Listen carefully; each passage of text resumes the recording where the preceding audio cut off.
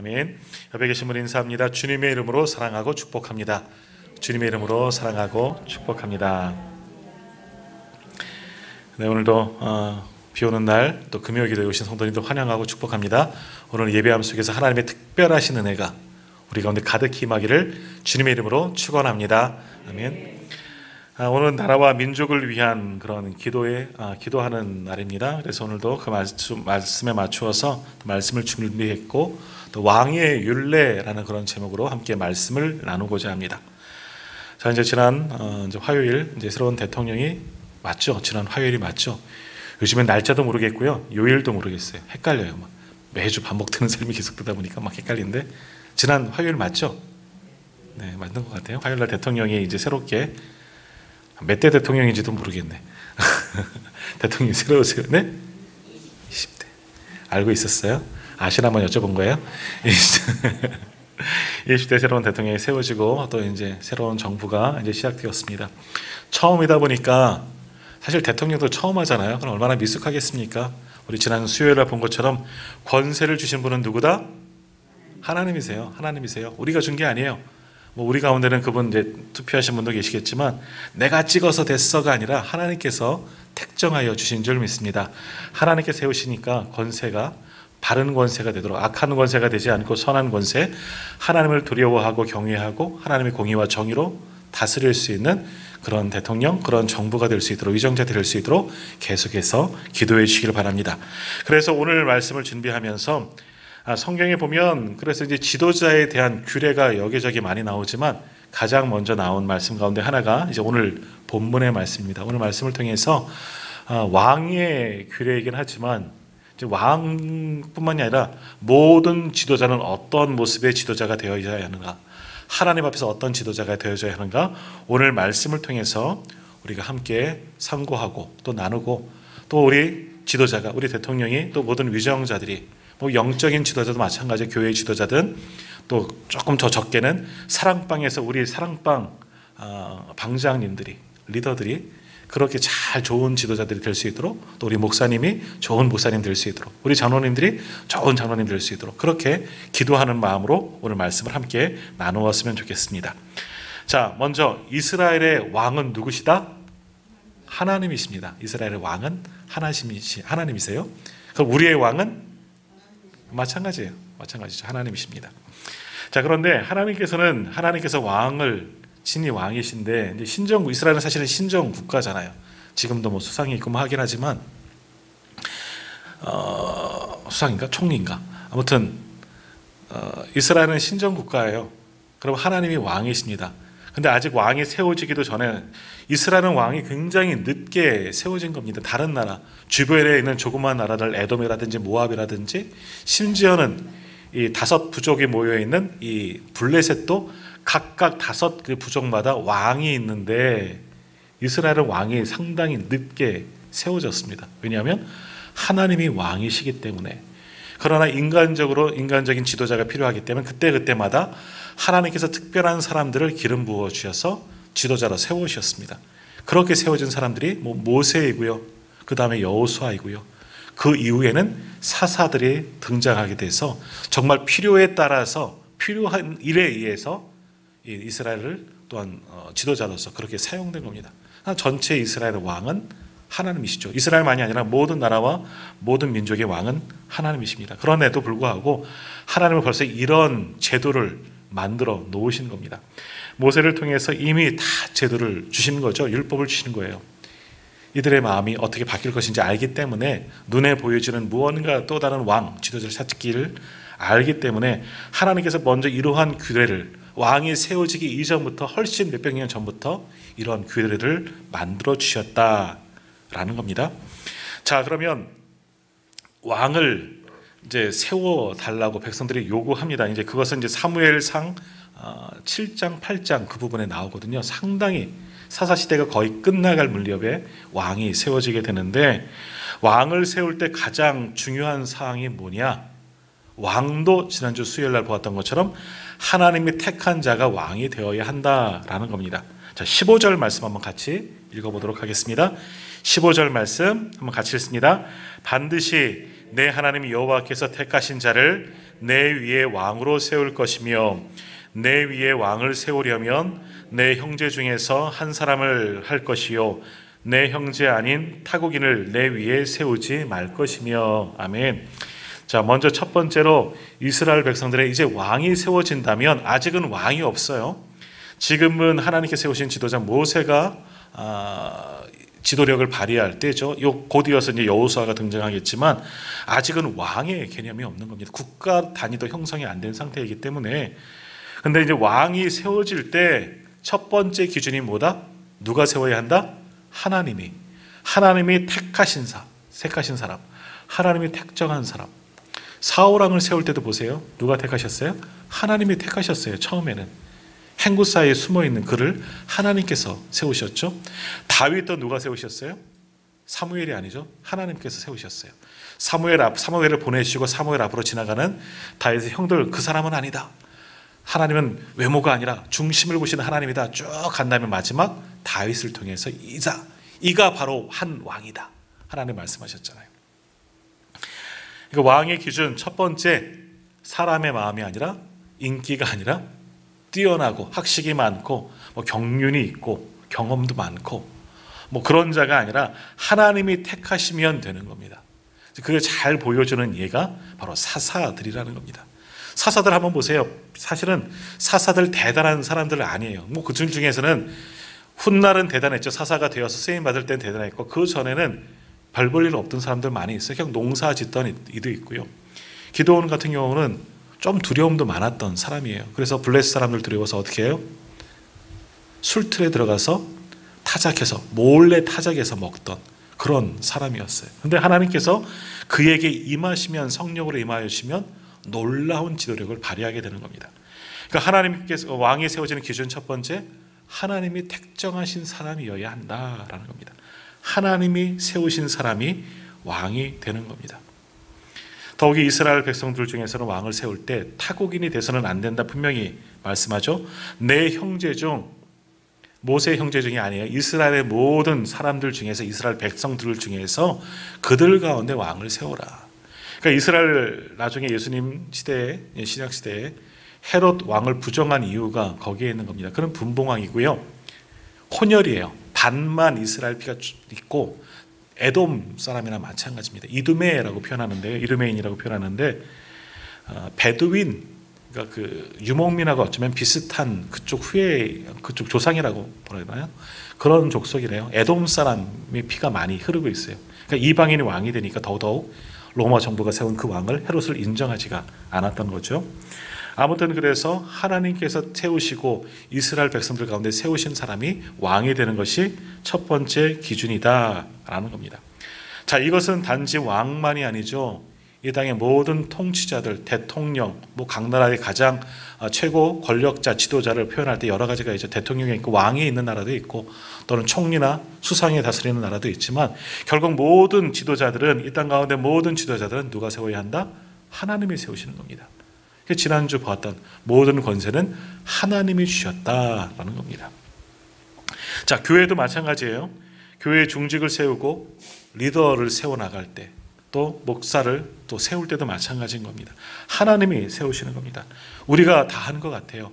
우리 교회도 중직자를 세울 때, 이제 지난번 노회에도 보니까 우리 시찰 안에서도 이제 장로님을 또 선출하는 그런 교회들도 상당수 있었습니다. 가까운 소망교회 같은 경우도 마지막 주에 그래서 장로님을 3분 또 세우는 임직식이 있고요. 나눔의 교회도 이번에 2분 장로님을 또 세우신다고 이렇게 또 말씀하시더라고요. 그러니까 모든 중직자 또 리더들을 세울 때, 하나님의 일꾼을 세울 땐 다 똑같은 기준이에요. 우리가 투표합니다. 교회법도 투표하게 되어 있어요. 그것이 기준이죠. 근데 투표에는 여러 가지 방법이 있겠지만 아무튼 그 기준은 우리가 세울 수 있지만, 그러나 모든 세워진 사람은 하나님께서 세우셨다는 겁니다. 그래서 우리를 통해서 인도하시고 역사하시는 거죠. 그래서 모든 세워진 리더십은 하나님께서 주관하시고 하나님이 세우신 하나님의 사람들이다. 이것을 우리가 인정해야 되는 거예요. 그러니까 리더십은 그 자체로도 인정받아 마땅하다라는 겁니다. 인정하고 존경해야 되는 거예요. 대통령도 그렇고요. 또 교회 지도자들도 마찬가지고요. 교회에 세워진 중직자들도 마찬가지고 하나님께서 세우셨기 때문에 우리 사랑방 리더 방장님들도 마찬가지고 다 하나님께서 세우시는 거예요. 그분들을 다 존경해야 돼요. 뭐 연초가 되면 연말이 되고 그러면 제가 이제 당회를 통해서 다 임명하고 또 발표하잖아요. 뭐 제가 세운 게 아니에요. 하나님께서 그분들을 세우라고 감동을 주시니까 세우신 거예요. 그러니까 모든 권위세들, 모든 각 부서의 부서장들은 다 존경해야 돼요. 그분들이 하는 지도력을 따라가야 되는 거예요. 그래야 되는 거죠. 왜? 오늘 말씀에 나온 것처럼 하나님께서 세우셨기 때문에 이것이 모든 지도자의 첫 번째 조건이다라는 겁니다. 다른 이유는 없습니다. 다른 자격은 없습니다. 자, 그러면 이렇게 세워질 리더, 오늘은 이제 왕으로 이제 국한되어지지만 이들이 해야 할 일이 뭔가, 어떻게 왕으로서 해야 할 것인가 말씀하고 있는데, 오늘 말씀 이제 16절 이하의 말씀을 보면요, 먼저 왕들이 해서 안 될 일들에 대해서 먼저 말씀을 하고 있습니다. 자, 왕이 해서는 안 될 일들, 이거는 이제 지도자로 한번 바꿔보십시오. 우리나라로 대통령, 또 교회로 말하면 뭐 담임 목사, 우리의 뭐 각 사랑방 방장님들, 뭐 재직장들 다 동일하게 표현되는 거지만 우리랑은 좀 다르니까. 자, 왕이 하지 말아야 될 일이 뭐냐? 16절 말씀 한번 같이 읽겠습니다. 그는 병마를 많이 두지 말 것이요 병마를 많이 얻으려고 그 백성을 애굽으로 돌아가게 하지 말 것이니 이는 여호와께서 너희에게 이르시기를 너희가 이후에는 그 길로 다시 돌아가지 말 것이라 하셨음이며. 아멘. 왕이 지킬 첫 번째 규례가 뭐냐? 병마를 많이 두지 말라. 병마가 뭐예요? 전쟁터에 타고 다니는 말을 말하는 거죠. 이거는 당시는 굉장히 중요했습니다. 지금 러시아 전쟁, 이따가도 한 번 더 우리가 기도하겠지만 우크라이나와 러시아가 전쟁을 했죠. 러시아가 군사 대국가진 아닙니까? 뭐 미국 다음으로 가장, 예전에는 소련, 뭐 러시아, 미국 항상 이 양대 강국이 있었지만 러시아 굉장히 강한 나라예요. 그래서 우크라이나를 쳐들어갈 때, 침공할 때 어떻게 했어요? 막 탱크가 엄청나게 들어갔어요. 근데 지금 막 그거 막 폭파되고 막 그러긴 했지만 그것과 같은 것이 당시에서는 말입니다. 병마입니다. 그러니까 말을 많이 두지 말라. 전쟁에 필요한 전쟁 물자를 많이 두지 말라라는 겁니다. 특히 사람의 힘으로 감당하지 못하는 병마, 뭐 철갑을 두르고 또 전차를 끄는 그런 것들은 많이 두지 말라라는 겁니다. 왜 많이 두지 말냐? 하나님보다 그것을 더 의지하려고 하기 때문에. 우리가 새벽에 예레미야를 보았죠. 예레미야 시대에 시드기야 왕, 또 그 여호야김, 뭐 이런 왕들 어떻게 했습니까? 애굽이 세지면 북쪽을 의지해요. 북쪽의 군사력을 의지하는 거죠. 북쪽의 아수르라든지 바벨론이 강해지면 어떻게 해요? 또다시 애굽을 가서 찾습니다. 근데 그런 일을 하지 말라는 거예요. 그럼 뭘 의지해야 되느냐? 그럼 나라가 강하려면 우리나라도 전쟁 때문에 저도 관심 있어서 많이 보다 보니까 알게 되는, 우리나라도 6.25 때 한이 맺혔다 그래요. 6.25 때 북한에서 땅크를 밀고 내려오니까 한이 맺혀갖고 우리 육군이 굉장히 강하다 그러잖아요. 탱크도 많고, 그래서 포방부라고도 뭐 이야기할 정도로 그런 화력들이 많은데, 뭐 예전에 한이 맺혔다 말씀을 하고 있는데 이스라엘이 그러지 말라는 겁니다. 그렇게 우리가 좋은 무기들을 가지고 있으면 내가 그것을 의지하는 겁니다. 그러면 그것을 안 두면 어떻게 되느냐? 힘이 없잖아요. 나로서는 국력이 강해야 되는데, 그럼 대신 뭘 의지하라? 누구를 의지하라? 하나님을 의지하라는 겁니다. 병마 필요 없다는 겁니다. 군사력 아주 강할 필요가 없다는 겁니다. 하나님께서 그 나라를, 그 백성들을 당신의 백성이기 때문에 지키시고 보호하신다는 겁니다. 하나님이 왕이시기 때문에. 그것이 사사시대에 아주 잘 나타나지 않았습니까? 출애굽 과정에도 드러났지만 사사시대는 왕이 없습니다. 지도자가 없습니다. 백성들이 자기 소견에 옳은 대로 살아가던 시대예요. 근데 그들이 죄를 범하고 하나님의 징계를 받아서 이웃 나라들이 쳐들어올 때 하나님께서 긴급하게 사사를 세우시죠. 사사는 판관이에요. 뭐 좀 판사와 비슷한 역할을 할 수 있겠지만 뭐 전쟁의 장군 역할도 많이 합니다. 근데 뭐 훈련을 받은 것도 아니고 사사가 세워졌다고 해서 사사가 어디서 군대를 데리고 오나요? 그런 것도 아니에요. 기도원 보세요. 자, 싸우러 나갈 사람 오세요. 그랬더니 수만 명이 왔다가 돌아가세요 하니까 반 이상이 돌아가고, 뭐 물 이렇게 먹는 사람들, 손으로 받아 먹는 사람 남으라 했더니 300명밖에 안 남았잖아요. 사사가 세워졌다가 군사력이 막강한 군사 뭐 천군이 내려오나 그런 건 아니었어요. 근데 어떻게 되느냐? 하나님께 맡기면, 하나님만을 의지하면 하나님께 함께 하신다는 겁니다. 내가 가지고 있는 내 힘, 내 능력, 우리나라의 국방력, 이게 중요한 것이 아니라 다 필요 없다. 하나님만 의지하면 된다. 이것을 말씀하기를 16절에서 병마를 많이 두지 말라. 더욱이 당시 병마, 이 말을 사려고 하면 애굽에 좋은 말들이 있었나 봐요. 거기 가서 많이 사오는 경우가 있습니까? 그러니까 하나님은 철저하게 애굽과의 관계를 끊으라 말씀하십니다. 왜냐하면 다시 귀소 본능이 있어서 그때가 좋았거니 하고 또 돌아갈까 봐 그런 마음들이 계속 있어요. 이스라엘이 망할 때까지 그런 일들이 계속 반복되잖아요. 그때가 더 좋았나 봐요. 노예 생활을 했는데도 그때가 좋았나 봐요. 그때로 돌아가고픈 마음이 있는 것 같아요. 그러니까 병마를 의지하지 말고 또 애굽까지 가지 말라는 겁니다. 갈 필요 없다. 가지 마라, 가지 마라. 그러니까 왕이 해서는 안 될 첫 번째 일들, 병마를 많이 두지 말라. 군사력을 너무 확장하고 그것을 의지하지 말라. 또 나아가서 애굽도 의지하지 말라. 이런 것들을 말씀합니다. 자, 두 번째 왕이 지켜야 할 규례는 뭐냐? 17절 말씀. 17절 말씀도 한번 같이 읽겠습니다. 그에게 아내를 많이 두어 그의 마음이 미혹되게 하지 말 것이며 자기를 위하여 은금을 많이 쌓아두지 말 것이니라. 두 가지가 나오는데요. 두 번째 뭐냐? 아내를 많이 들지 말라. 근데 어느 나라든 지금은 아니겠지만 예전 우리나라도 마찬가지고 많은 왕후들을 뒀습니다. 왜냐하면 왕 세손이, 왕 후손이 중요하기 때문에 왕의 대가 끊어지면 후사를 이을 수 없으면 나라가 또 분열되고 뭐 반역이 일어나고 뭐 그런 일들이 있을까봐 아무튼 자녀를 많이 두게 하기 위해서 또 왕후를 후궁들을 또 많이 두곤 했습니다.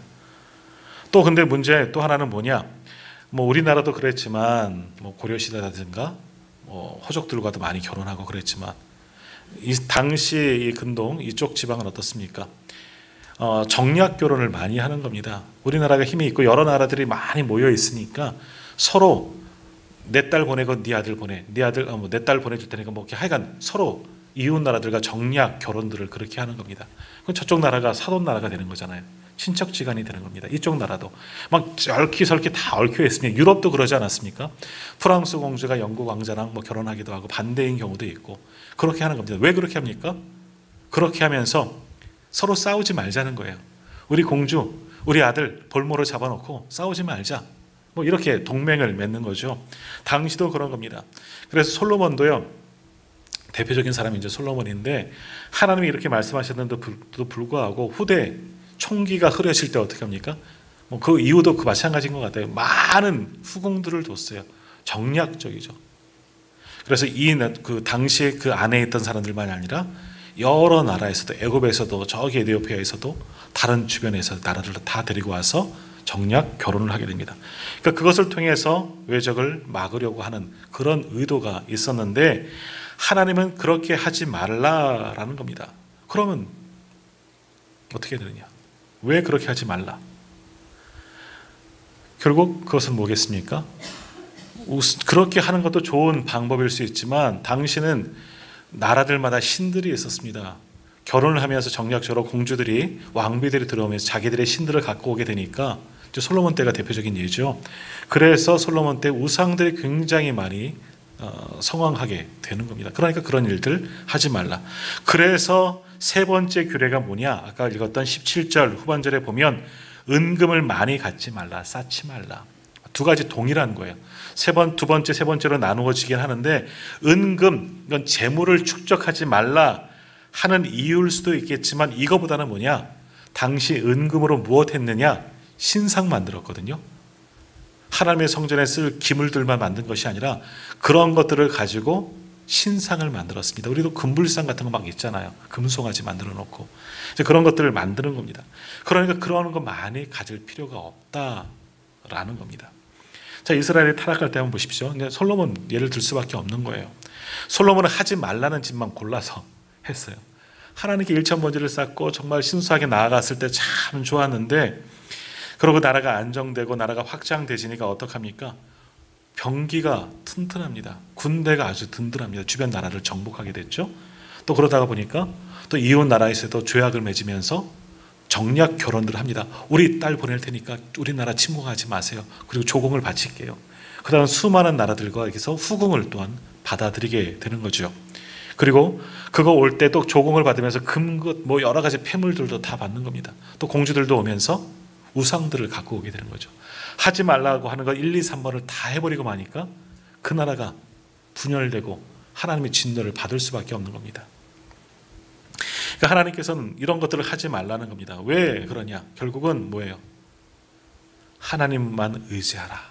결국 하나예요. 여러 가지 해서는 안 될 규제, 세 가지 병마를 두지 말고 아내를 많이 두지 말고 뭐예요? 은금을 많이 두지 말라는 건 결국 뭐냐? 하나님을 의지하라. 다른 건 필요 없다. 하나님만 의지하라. 이것이 왕의 규례이다 라는 거예요. 그래서 네 번째 규례가 뭐냐? 이것이 가장 중요한 규례 가운데 하나인데요. 18절과 19절 말씀 한번 같이 읽도록 하겠습니다. 18절, 19절 말씀 같이 읽겠습니다. 그가 왕위에 오르거든 이 율법서의 등사본을 레위 사람 제사장 앞에서 책에 기록하여 평생에 자기 옆에 두고 읽어 그의 하나님 여호와 경외하기를 배우며 이 율법의 모든 말과 이 규례를 지켜 행할 것이라. 아멘. 왕은 그럼 못 해야 되느냐? 병마 많이 들지 말고 아내 많이 두지 말고 은금 많이 두지 말고 뭐 해야 되느냐? 하나님만 의지해야 되는데 그러기 위해서 해야 될 행동이 뭐냐? 성경을 같이 보라는 거예요. 성경을 가지고 있으라는 겁니다. 하나님의 말씀으로 통치의 기준을 삼으라 라는 겁니다. 그래야지 그 땅을 하나님의 방법으로 하나님의 공의와 정의로 다스릴 수 있다라는 겁니다. 전에도 한번 말씀드렸나 모르겠는데 제가 전에 있던 교회에서 우리나라 이제 그 대한민국 이제 일제에서 해방되어지고 우리나라 정부가 세워질 때에도 하나님의 말씀을 가지고 세워졌어요. 우리나라가 그런 나라예요. 그래도 역사를 전공하시는 목사님이 그것을 강의하셨는데 이승만 정부 세워질 때 뭐 여러 가지 뭐 좋고 나쁜 점들이 있겠지만 세워질 때 국회가 세워질 때 하나님의 말씀이 그때가 기준이었다는 겁니다. 하나님의 말씀 아래에서 기도하고 시작했다는 거예요. 우리나라가 그런 나라예요. 하나님의 은혜를 받을 수밖에 없는 나라였다는 거죠. 자, 그런데 그 이유가 끝이에요. 이승만 대통령도 나중에 이제 많이 변했잖아요. 근데 그때가 끝이었어요. 요즘에 하나님 말씀을 경외하는 뭐 어떻게 표현할지 모르겠지만 그런 분들이 있었나? 장로님들 대통령이 됐을 때 많은 기대를 했잖아요. 근데 한 분은 지금도 감옥에 계시고 한 분은 또 구설수에 많이 오르셨고 참 안타까운 겁니다. 왕이 해서는 왕이 꼭 해야 되는 것 하나님의 말씀을 통치의 기반으로 삼으라는 겁니다. 다시 말하면 하나님께 기도하고 하나님의 말씀을 통해서 깨닫고 주신 지혜로 이 땅을 다스리는 것이 왕의 역할이 되어야 한다라는 거죠. 그래서 나중에 이스라엘 남유다 말기에도 성전을 뭐 수리하다 성경을 발견했을 때 요시아라든지 요아스라든지 이런 분들 깜짝 놀라는 거죠. 하나님의 말씀을 보니까 그 앞에 내가 잘못 통치했구나. 회개하고 하나님의 율례를 다시금 세워나가는 것들을 보게 되는 겁니다. 하나님의 말씀이 나를 통치하는 데 꼭 필요하다는 겁니다. 헌법도 중요하겠죠. 주권도 필요하고 여러 가지 필요하겠지만 하나님의 기준이 되어져야 한다. 그것이 왕의 규례이고 모든 나라들의 통치의 가장 기본이 되어져야 한다라는 겁니다. 자, 교회도 마찬가지예요.